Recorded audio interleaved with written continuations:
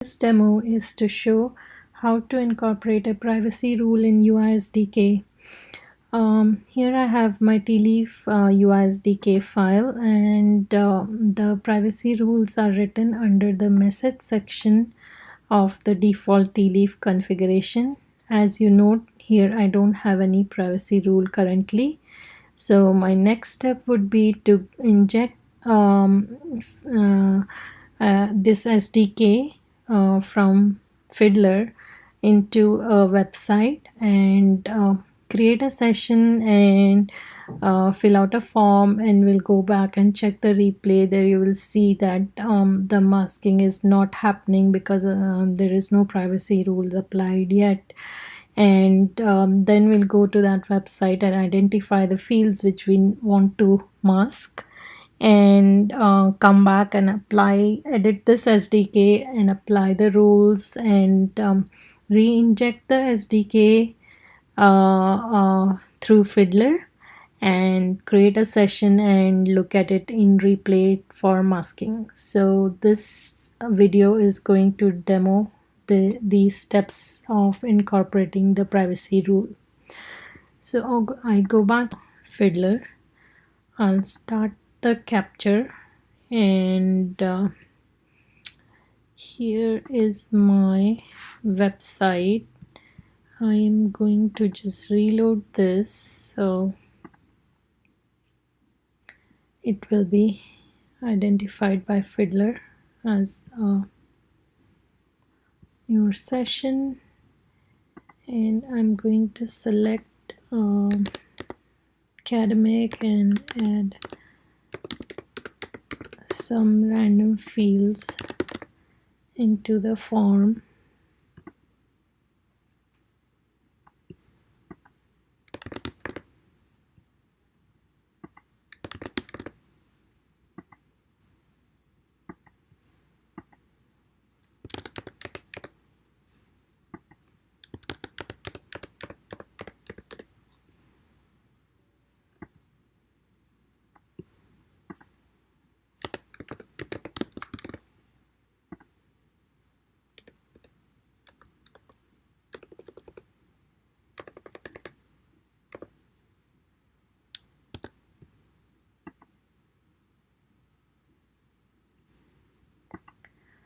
So I did next, but I'm just gonna try to complete this second step as well, so that it just gives me some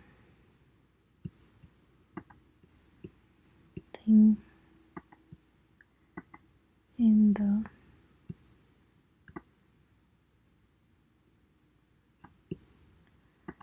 form. So let's go back. I'm gonna go here, and so on this session, as you see, all the fields which I entered are showing up in the Tealeaf replay.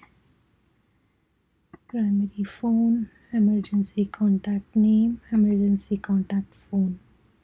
So what will go back next is do a identification of emergency contact name and contact phone number on the website, and mask those fields, and then come back and see if they are masked in replay. So going back to this website here, the way to identify the field names is inspect the element,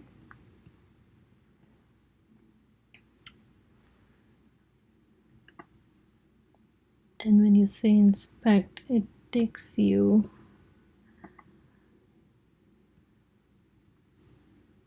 to the fields details on the developer tools. So here if you see, the ID of this field is emergency contact name, and this is what I'm going to use to identify in my privacy rule for this field, since I want to mask this. Then I come back to the next field, the other field which I want to mask. I again do inspect element. The ID here is again emergency contact phone. So I'm gonna take that ID and use it in my privacy rule.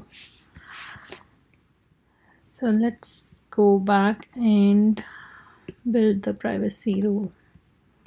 The privacy rule has the privacy keyword and the targets identified as the ID name, the ID which I want to identify for emergency contact phone.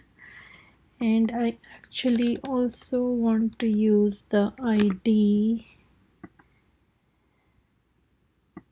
for the emergency contact name. Now there can be multiple types of ID type. So currently, since I'm using ID as the identifier, I'm using ID type as -1. There is ID type 2, ID type -3. For other identifiers like CSS selector or field name as the identifier. And then the next thing here is mask type. So I'm using 2 because what I want is mask the fields with crosses. And so I'm gonna just take this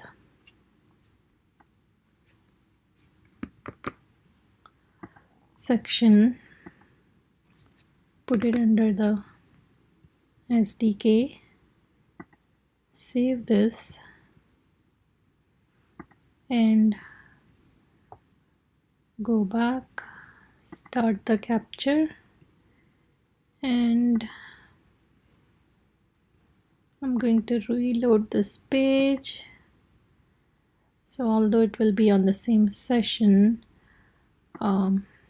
we will see in the next part of this session the fields being masked. So I can use the same fields.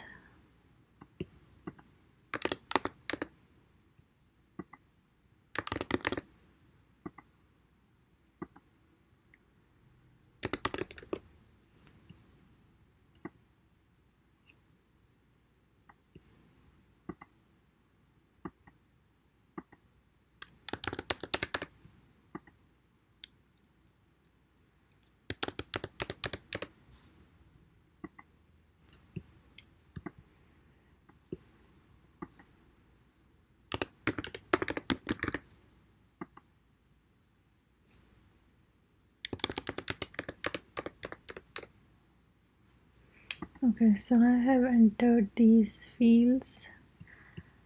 Let me close this one out. And so I am going to go back, stop the capture, go into the session, refresh the session. So it's bringing back up the newer data which I have entered. So I entered the first name, last name, company,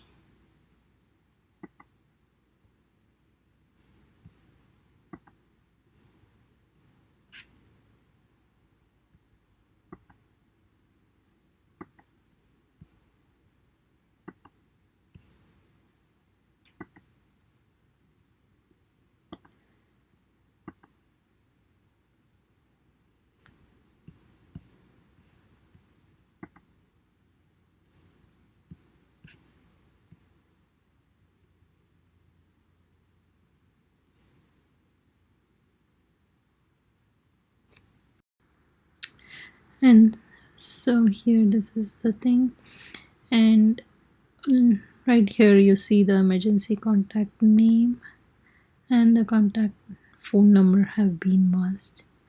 So this concludes the demo for privacy masking.